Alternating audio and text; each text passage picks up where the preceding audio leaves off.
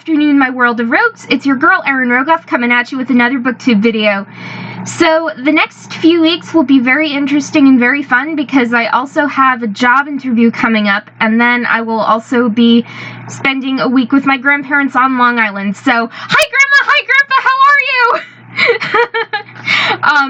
I don't really know what we'll be doing, but we'll probably be going to the city, and then we might be going to Fire Island one of the days, so I am so excited for that because I love Fire Island.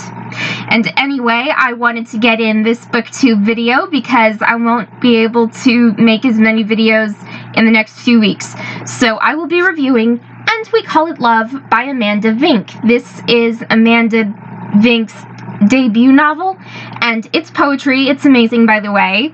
It's a young adult fiction poetry novel, so it focuses on these two different characters, Claire and Zari, who are best friends, but then Zari starts dating this guy, Dion, and he's actually really abusive to her. And he does give her the repetitive role of hitting her and then saying, "I'm sorry, I love you," and then hitting her again, which I do not approve of in any sense. I mean, if somebody, tried to slap me, I would slap them back, and if somebody tried to hurt my friends, they would have to deal with this 5'3" Chihuahua. Anyway, that is my nickname that my brother gave me. I actually like it because Chihuahuas are these tiny little fighter dogs, and I am such a dog person. I love dogs. I have a little co-star who is sleeping on my bed. Anyway, my favorite character, there's actually only one, and that is Claire, because she's a strong female lead who's loyal to her friends and very, very brave.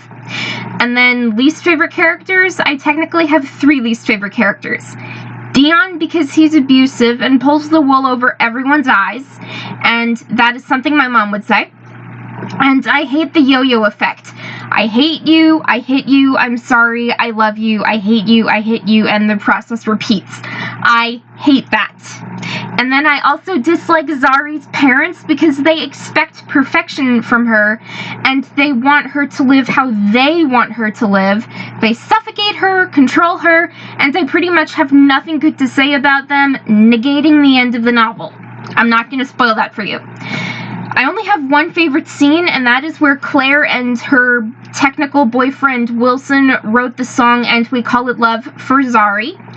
And I also liked the part where Zari broke up with Dion, and then when Claire protected Zari from Dion, which was a good move from a strong girl, so I have to give her huge kudos for that. Least favorite scenes, I really disliked when Zari's parents told her not to bother with songwriting. And that just got to me because, well, not that this would ever happen, but if my parents told me that I couldn't write books, I would probably lose my mind at the snap of a finger, and writing is my calling, my outlet, my everything, my first love. I can't imagine life without writing, and if I wasn't able to use these hands for writing, I don't know what I would use them for. And then I also hated when Dion began the yo-yoing effect with Zari, and I know what it's like to be the yo-yo on the string in the emotional sense, not the physical sense. It gets complicated, but when I was in high school, I had a crush on this guy. I told him that I liked him. We started texting every day, good morning, good afternoon, good evening, good night, everything, and I thought I really liked this guy, but then he started texting me weird things like, "Oh, I like you, but not like that. I really like you, but not like my girlfriend," and so it just got so complicated, and it wasn't like we were in a real relationship because it never truly existed, but I felt like I was the girl who was like the other girl just because he was already dating another girl at the time, and I didn't know about it. So I felt like, oh my gosh, I can't believe that happened. And then just a whole mess erupted, and I don't want to talk about that. Anyway, getting back to the ratings. Goodreads rates And We Call It Love at a 3.4 out of 5 stars, and my rating, 5 out of 5 stars.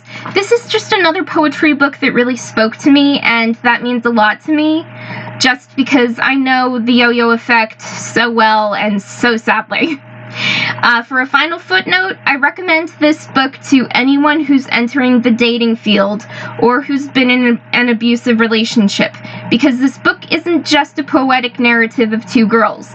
This is a poetic guideline for a relationship and what it shouldn't be compared to what it often is, if that makes any sense. I mean, this is gonna sound old-fashioned, but I'm still waiting for the guy to, like, bring me flowers or bring me chocolate, or whoever's gonna win my heart will bring me a whole bunch of books.